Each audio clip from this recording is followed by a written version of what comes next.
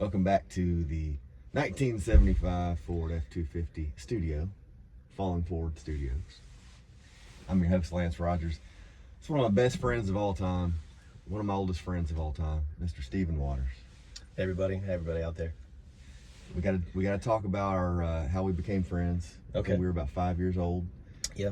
Both of our dads were at the construction site, and somebody had just installed a water fountain, and we were talking about getting some water out of that thing. I wanted to be the first one to do it, so I ran over to it, went to go press the button, and you tell everybody what happened.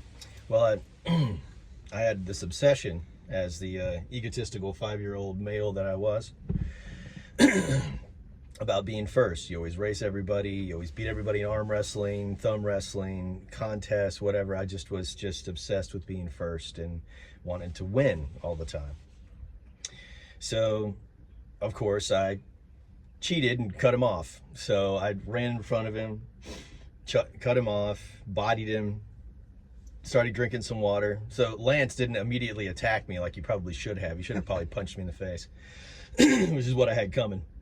But instead, he's just kind of poking me on the back. Poke. He's like, hey, hurry up, man, hurry up. You know, doing the best he can to be annoying. So I got once I was done drinking water, I got a big swallow of water. I turned around and spit it right in his face. And that ensued the rage run, where I'm running and laughing. I'm laughing the whole time. You know, you're kids and you don't really think you're going to get hurt or beat up at this point. So you're just like running. So I was running, and finally he chased me. And finally I realized that I wasn't going to get away from him. So I kind of ducked back and tried to hide. And then he come around the corner and found me immediately. So I was just like, you know, you're 5-year-old. So I was like, I'm Steven. Stuck my hand out, and he's Best like, friends ever since. I'm Lance. And that was it. And that so was it, man. we went through the years together. We ended up moving in together. 18, I think I was 18 years old. We lived out on Red Lick Road, off of Red Lick Road on Kissy Branch Road. Kissy Branch Road. In a holler. Little cabin. It was like one room and a bottom. Had a ladder right in the middle of the cabin that went up to the room. We had 2 mattresses on each side of the opening upstairs. Yeah, no room for a bed frame of any kind. We're still like known for the best party of all time. Just among our friends group, not actually the best party of all time. I think Bees of Spain's got us beat. Yeah. But yeah, no, it was I think the best one that's ever happened in that holler for sure. No doubt. There's still people that talk about that. Yeah, it was a good time. It was a great little spot. We only had the guy that designed the cabin. He was also renting it out. Him and his wife lived in it for years. And then they had a spring water from the top of the mountain that the actual cabin sat on, piped into the house, so we didn't have a water bill, which was great. And it was good, clean, like spring water, so you could drink it, you know, do all the things for it. So it had a reservoir, the whole thing set up. I mean, it was fantastic. It was a cool place. It's probably still there, to be honest. Yeah. And all we had was like electricity bill, so it was like $50 a month, and it was cheap, and it was like $200 a month for rent. The good old days. Yeah, we weren't making anything anyway, so that seemed like the moon, $100 a month. And then I ended up eventually moving out. I went to New York for a couple of years, did some volunteer work. Right. You ended up like joining the Navy around that time, I think. Yeah, I was. Well, you went to New York for a while. I kind of stayed here and did construction work. I worked for several roofing companies there for a while and kind of went from place to place. I also worked some odd jobs and different things like that during the winter time, to when roofing was, you know, construction's not all that great in the winter times, everybody knows around here. And just, you know, I did electrician work. I just got whatever work I could do to pay the bills and all that sort of thing. I even had a little factory job for a while. I'd worked second shift through a temp service, and just really was kind of finding my way, really figuring out who I was. I didn't really have a lot of good direction at that point, and I was just a bit lost. And I was just kind of living for the weekend, no real plan. I drove fast as I could everywhere I went. At one point, I think my license got suspended for like 3 months because I got so many speeding tickets. I was kind of a mess. You got in a real bad accident one night, and I remember getting a call from your I nearly got stepfather. myself killed. Yeah. And he was like, Steven's in bad shape. Yeah. He was like, he wanted to make sure that you knew. Yeah. And yeah, you were my first thought. I don't think you could even.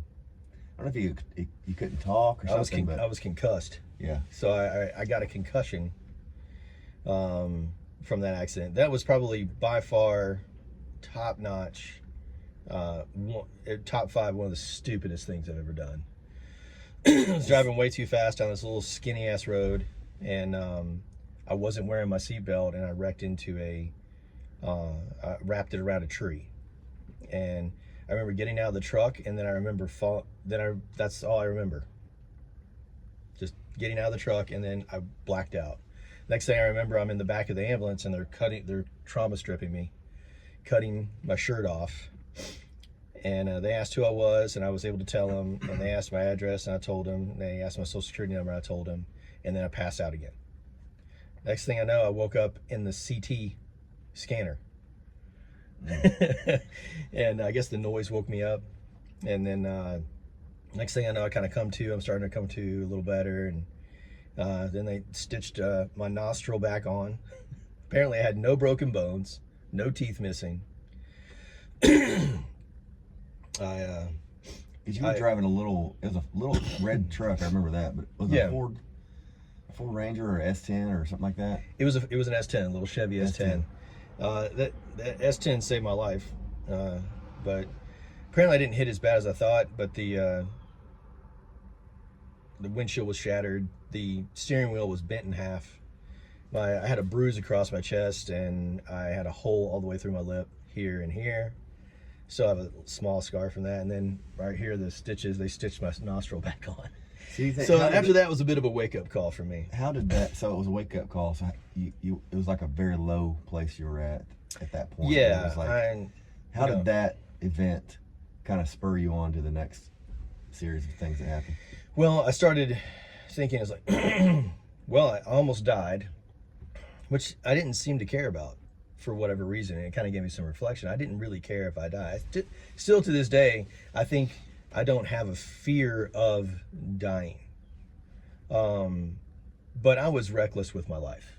You can be not afraid of dying and still love your life. Mm-hmm. So I was being reckless as a young man with my life, and I was just kind of wide open, as I was saying. And I actually wound up hooking up with your cousin for a while, and I worked for him for about 4 or 5 months. I lived up in St. Charles, around St. Louis area in Missouri, and we went up in Iowa, and I was kind of like his helper flunky guy, and helped him splice fiber optic cables.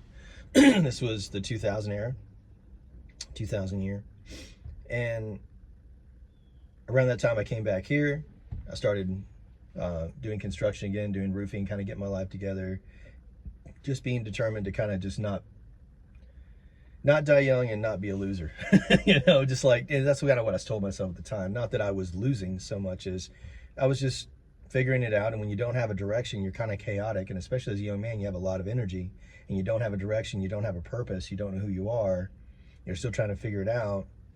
You kind of just become wanderless, aimless, and you feel like you're losing all the time, because it feels like not that you don't have the desire, but you just don't have the direction. The Navy gave me that. That's got a top, hands down, one of the best things that I got from the military. The military gives as much as they take. They really do. I mean, there's a lot of crap people talk about the Navy and the military, and there's armed services and all the trauma and horrible things that we go through. Fortunately for me, I didn't go through a lot of horrible things just based on what my job was then. But because you were on the sub you were in the I was a fireman on the sub, right? No, I was a fire control technician, which means that my responsibility was the tactical position of the ship. We tracked all contacts, and I was up in the control room there.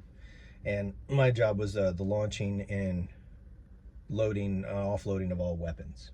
Well, not just me, but that was the job that they trained me for. Mm-hmm. great weapons team there on board the ship, on board the boat, and that was a great time. So I went in the Navy right after 9/11. About 3 months after 9/11 happened, I made a New Year's resolution that I was going to go fight, and I was going to go do that. And so I signed up quick as I could. January 23rd, 2002, I showed up to Great Lakes, Illinois, and I forgot to calculate the fact that in boot camp, you're going to be outside most of the time. There's no cars, there's no anything like that. And you're not going to be in the woods necessarily, but you're going to be outside. You're going to be walking everywhere you go, all that sort of thing. And you're in the coldest 3 months while you're doing it. So January, February, March are some of the coldest months in that area. And boy, if I could do that over, I probably would have waited a few months. Did it in the spring. Well, but anyway, it may be tough. So. We need to tell everybody too, like during this time period, this is a big part of our story too. The way we were raised in a very high control religion. Yeah. And so when you decided to leave that and you went to the Navy, you knew what it meant. It meant that they were going to be treating you differently. Right. They call it disfellowshipping. Well, it's mostly just, the easiest way to explain it is it's excommunication. Yeah. They excommunicate you from the community and from the church community there that they have. And which I was still 100% in. Yeah. And so that meant that our friendship had to be like broken. Put a pin in it. Yeah, it was like, okay. As it turned out, it wasn't permanent. Right? It wasn't. And every so often through the years, I'm talking like, maybe 2-3 years at a time, I'd get a phone call. Yeah. Like, hey, this is Steven. I just want to check on you, see how everything's going. Yeah. And we would talk, and I would feel guilty about it because of the way of my mindset in the organization. Right.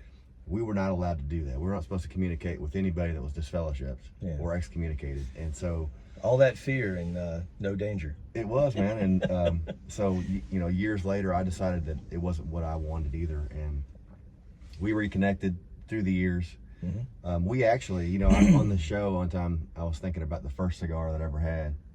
Yeah. And you had bought me a cigar. It was right up here at the little bed and breakfast. What was it called?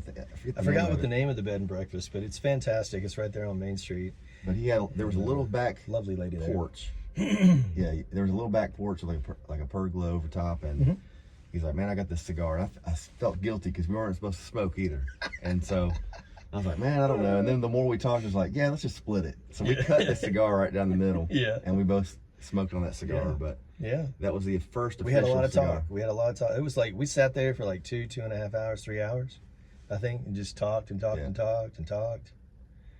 About everything. Yeah, and those moments mean a lot to me looking back on it too, because I was kind of like going through some hard times, and when you feel like your world is shifting that much, and you really don't have a whole lot of friends, because like I was already kind of unwinding mentally, but those were the very early stages. They were of where I was led to as far as kind of seeing things for what they really were, and but I've always appreciated that about you, man. You're not afraid to do what you want to do, and you go for it. And the fear is always there, the apprehension is always there, the doubts are always there.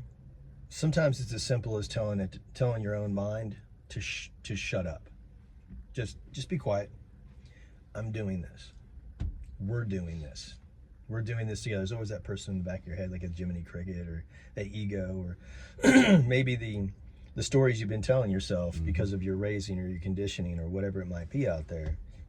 And that's the record that plays in the back in the subconscious.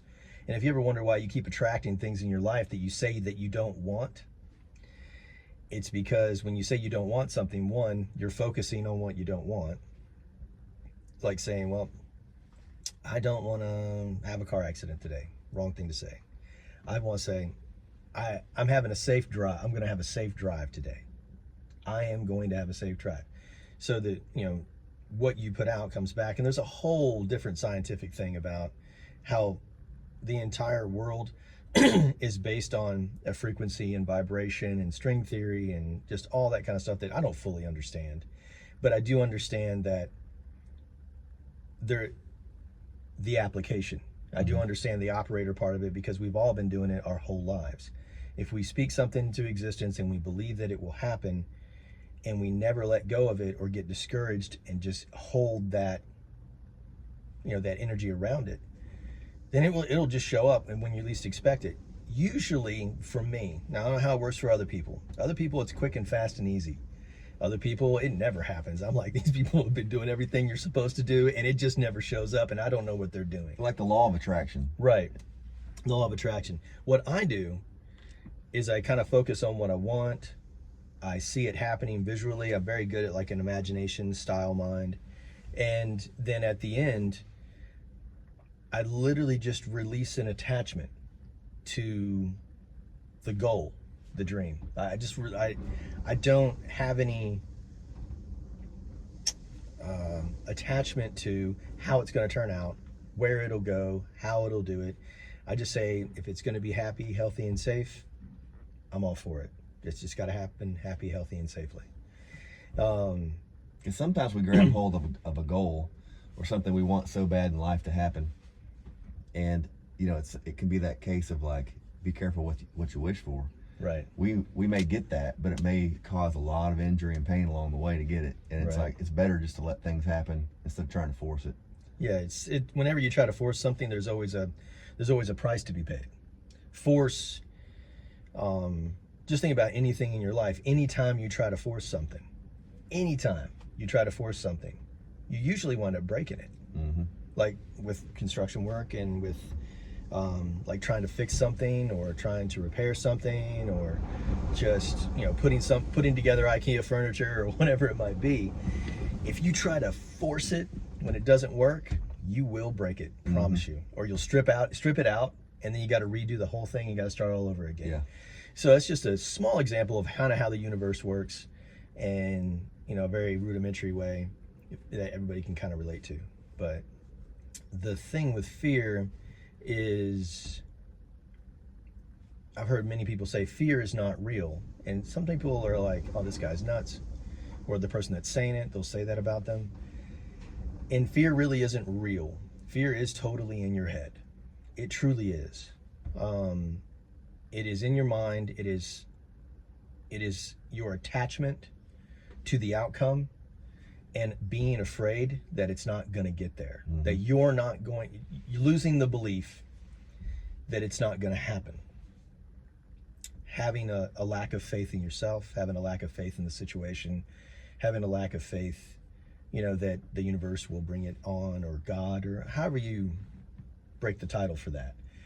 The force exterior from yourself that kind of runs the universe and binds and holds everything together.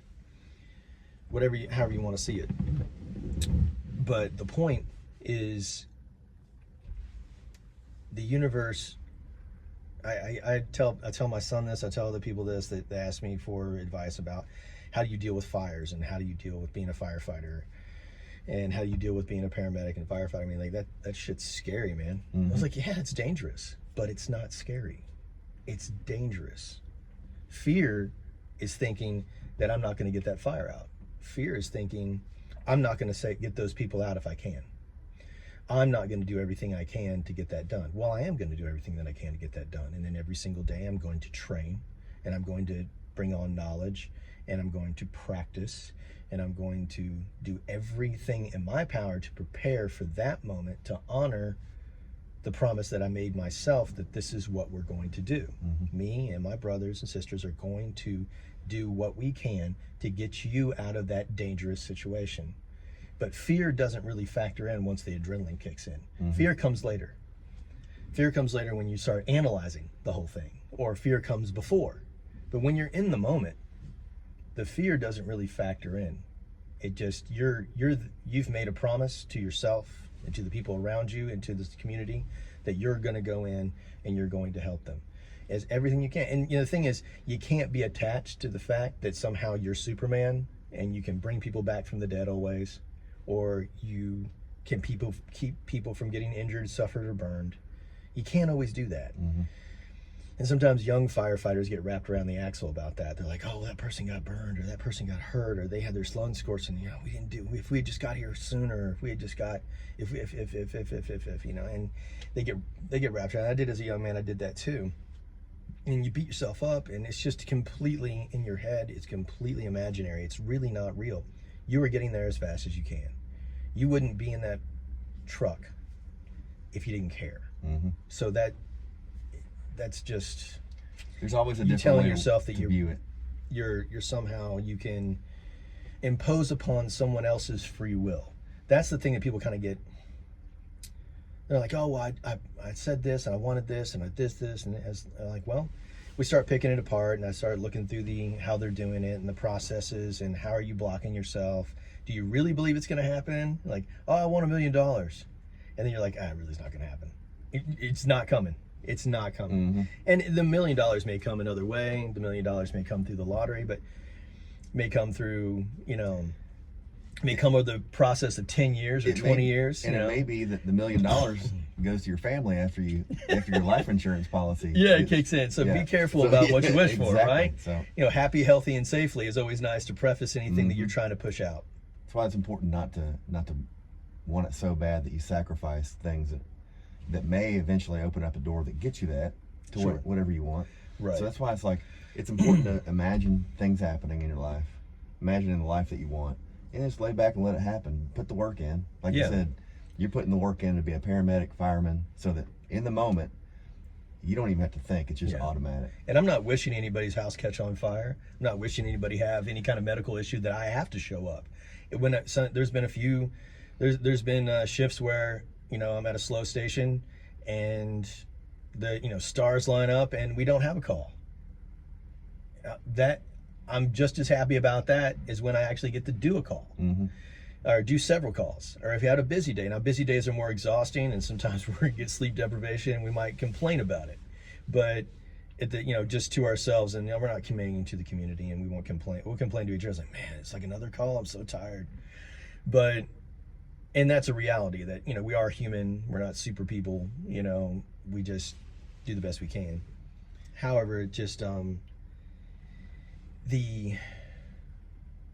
if no one calls us, that means everybody's safe to a certain point. Mm-hmm. Everybody's okay. Everybody's doing what they can in our area of responsibility. So that makes us just as happy as having a busy day where we get to help people.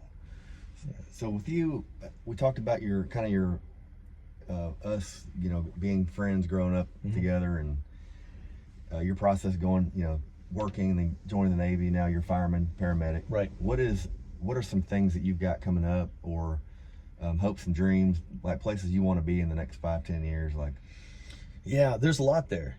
There's a lot. I'm actually going to be retiring from the fire department in about 3 years, give or take.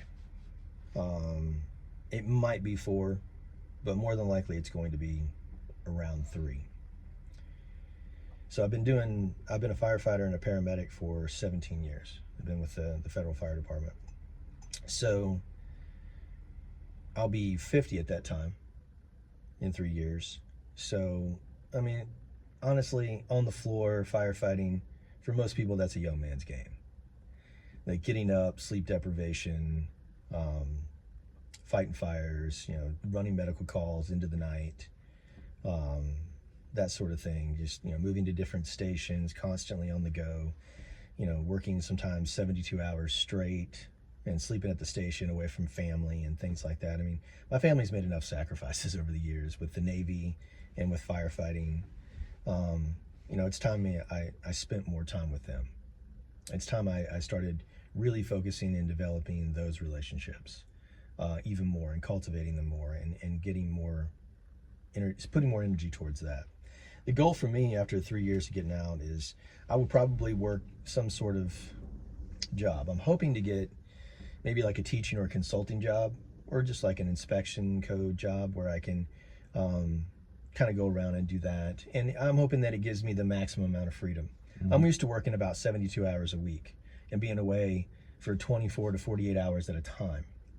So over the last 17 years. So having a 40-hour job where I'm home every night and I'm off on the weekends and the holidays, that's like vacation to me. That'll feel like definitely like part-time work. That's going to feel like part-time work to me, but that'll be short-lived. Eventually, I'm going to be like, I don't want to do this anymore either. You know, I just say like, can I work 20 hours a week, and then it'll be 10, and then it'll be none. You know, so I'm hoping to work some sort of something, you know, that works with the expertise so that I can give back. But also, I've actually, I'm a numerologist enthusiast, and I really like numerology. I've read probably 10 books on numerology, and I'm actually just absolutely fascinated with that. And I've done some readings for people, you know, internationally across the world, and everybody have called me back. The cool thing is I still get calls now. I've been doing it probably about 4 years, maybe a little more. And I still get calls from people because they record the session with me. Mm-hmm. And it's usually anywhere from an hour to 2 hours long.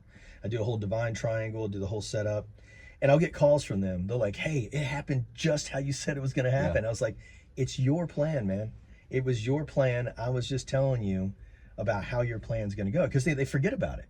So they're not really like, oh, I heard this and I believed it was going to happen, and now I'm actually, you know, I'm influencing the outcome. We talk about it. I say, hey, this is where the energy is possible through this time. Focus on this sort of thing this time, because the universe is going to be supporting that energy the most.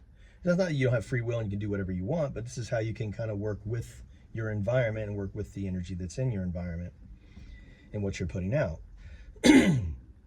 And they'll call me up and be like, it happened just the way you said it was. Like, it happened just then. It's like this, and this. They had forgotten about it. And a month later, they had forgotten that was going to happen. Mm-hmm. They hadn't even planned it. They just subconsciously just started doing that because that's what naturally worked for them at that time. And I like that numerology is very specific to people. So I'm thinking about maybe doing like my own YouTube channel or doing some sort of podcast where you do numerology and it's just information. And then if somebody wants to get a reading from you, how could they get in touch with you? I have a Facebook page. It's Stephen Waters, Waters with 2 T's, Stephen with a V. And there's also a little spot called, I did a little link to the new page. It's basically based on numerology. I haven't done a lot with it, but it's called Celestial Insights. And you can click on that and leave me a DM message, and then we can hook up and talk on FaceTime. You can see that I'm a real person. I'm not AI. I'm not a hoax or anything like that. Well, you also have, and you've got a way about you too that it's like inspirational. You've gone through a lot. You've done a lot. You're a published author. I am, yeah. We'll talk a little bit about the book, man. We got the Ignite Your Inner Spirit. I was a co-author on this. There's about 32 other authors, so a lot of amazing people in here. Some of the stories personally didn't resonate for me, but some did. So I mean, everybody has this part. There's men, women in here that have been through different experiences. You have I have a chapter in here. It's about igniting the warrior spirit, and that's mostly just about my own dark night of the soul that I had at one point, which that's another podcast. But my own dark night of the soul that I had, where I was very close to just kind of calling it quits. I wasn't afraid of death as I probably should be a little bit. I just still don't have it. But you're ready to check out and go to the next I was thing. ready to step through to the next place. I was like, I don't see anything more for me. The weird thing is I had everything going in my life, man.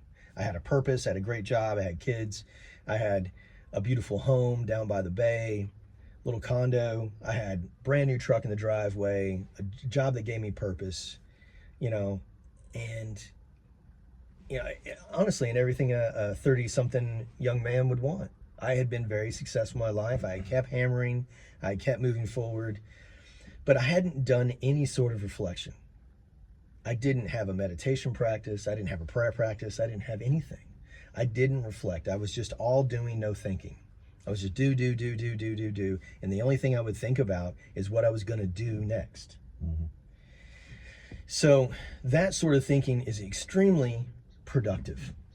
It is excellent. It is mission-oriented. It's extremely masculine. It's task-oriented. People are inspired by your actions. Like you will get a lot of support in the environment from people. one where they're negative or positive for being highly productive. Because at one, it serves them, but two, that inspires them to be more productive, to be more doing. But I wasn't reflecting. I didn't know why I was doing anything. I just knew I was doing it. Mm-hmm. I was not reflecting. I was not, and I was so afraid of the unknown that I just kept myself busy all the time. It was probably, at this point in my life, it was about 10 years ago, absolute torture to be alone in a room with my thoughts. I mean, it was like the worst thing you could do to me. Because what I was telling myself in the background, what subconsciously was playing in the background, was you're not good enough. You're not good enough. You're not good enough. Whatever you do, it's never going to be enough. You're never going to be able to do enough to make up for the fact that you're a loser. You're a piece of shit. You're What nothing. was it that helped you to get out of that mindset? In conclusion, Okay. anything after 30 minutes, I have a hard time uploading it. So we'll Okay, have to wrap we'll it make up, this but- fast. But and this What got me this through could that? be we could do a part 2 as well. Okay. But in conclusion, because the show is falling forward, how did you get out of that very low emotional state and get into where you're at now?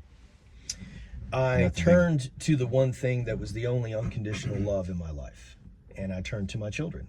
Believe it or not, I decided to focus on my children. Now, there was I asked God at that moment. I asked God. I was like, God, whoever's listening, I'm going to give you 5 minutes, or I'm just going to go ahead and take my life. And my son, who was 10 years old at the time, I believe, called me from school right as he was getting out, which he never did. And he called me on the phone and said, "Hey, Dad, you going to come pick us up today from school?" So that was the answer that I needed. So I focused on him. So he called during that critical moment. He did. And side point, he's my godson. He named him Lance after me. So.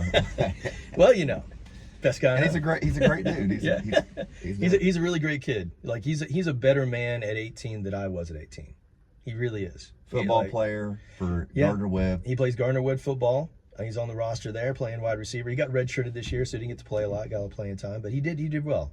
And he's going to work to college in his degree to be a kinesiology, sports medicine, along that major. So he wants to help people, and he wants to help people in the expertise that he knows, which is sports. He was a star athlete during his high school years, and he just loves football. He loves sports. He loves the camaraderie and being with the guys. Yeah. Good kid. Man, it's like, doesn't it make you feel good when your kids, they're growing It up? is, because you share in making that their own way. success. You share in that success. You hope and you dream and you hold on to it. But my son brought me out of that, and from then on, I thought, hey, I'm being selfish. I have children that depend upon me. How would it have affected them? And that gave me a reflection. From then on out, from that point on, it goes into the chapter in the book.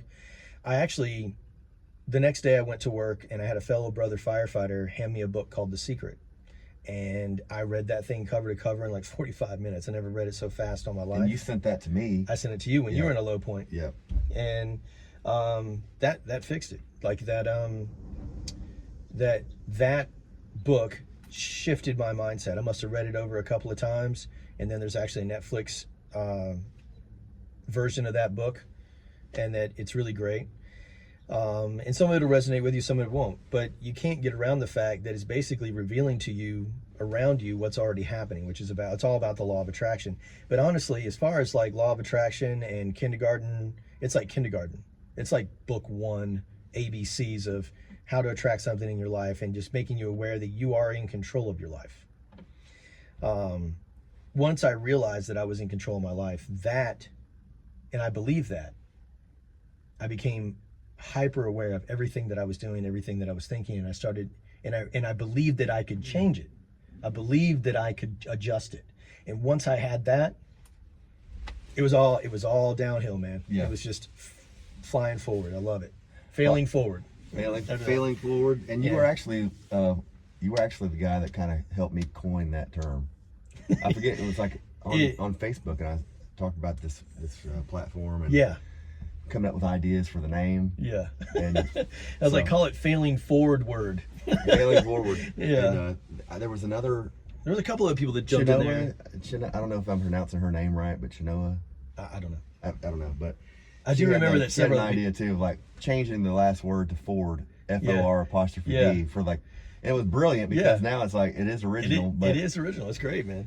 And it's coolest studio ever. You can drive your studio anywhere. You can drive this thing around. And I've actually, the last guest I had on here, Tiffany Finley, talked to her about bringing the truck to Master Musician Festival and parking in the artist parking lot and doing interviews all day. Absolutely. So that's perfect idea. I think that's gonna happen. Yes. This is an episode of Falling Forward. Stephen Waters, I love you, brother. All right. Always. Love you, man.